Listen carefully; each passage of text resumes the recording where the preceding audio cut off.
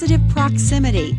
Dar Williams and Beth Macy in conversation. And we had a very, very tough election. I thought, how are we going to find our way back to each other? Maybe we can have I've been thinking of doing some sort of community sing-along.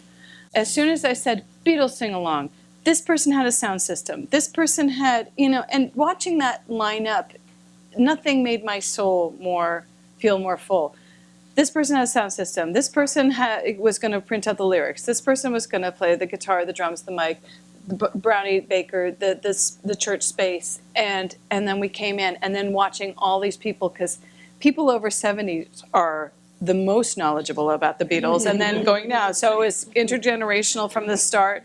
These kids, one kid walked across the floor in the middle of it like this. He looked at me and went, and his dad came up to me and goes, I am so embarrassed. And, because not liking the Beatles says something very bad about you, So we did that. And then there was another thing, there are all these ideas that I get. And then the question is, how do we plug in? And we have a community herb garden. I was like, isn't that a good idea? And my friend's like, yeah, but then it was just me.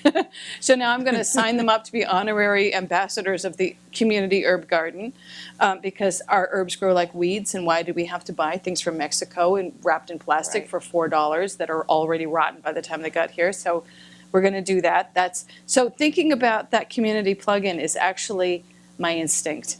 And I wish that I could be what I call a cruise director for my community. The Julie McCoy. It sounds like you kind of are, though, in some way. Well, a little bit. We hooked up, yes and no. Other people do it too. They do these play readings that are fantastic, and they sign up people who haven't done theater for a long time. And they say, get yourself up to speed, and they do these really interesting play readings and musicals and festivals and clothing swaps and stuff. So I'm just like in the mix. But I definitely, I tried to, there was some row housing of people, over 50. I'm 50, so I was relating. But they don't have a lot of relatives in town, and nobody came to trick or treat there. So we've turned it into a destination for pre-5-year-old first-time trick-or-treaters. And we call it Spooky Town. Because, we really wanted a very scary title, Spooky Town. And now we have a candy sponsor for next year, and we have decorations and a big inflatable pumpkin that sings Thriller. And so it's really been a nice way for people to meet each other. So I'm trying to think in bridgers, but it's very much inspired by the people that I saw across the country before I really felt settled myself. Yeah, and then it sounds like you've gotten pretty good at delegating as well. Oh yeah, no, delegation is great. Yeah. I'm really good.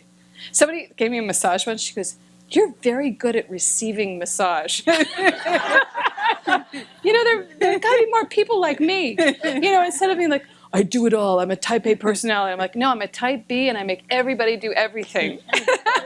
I just point and say thank you. I'm good at that.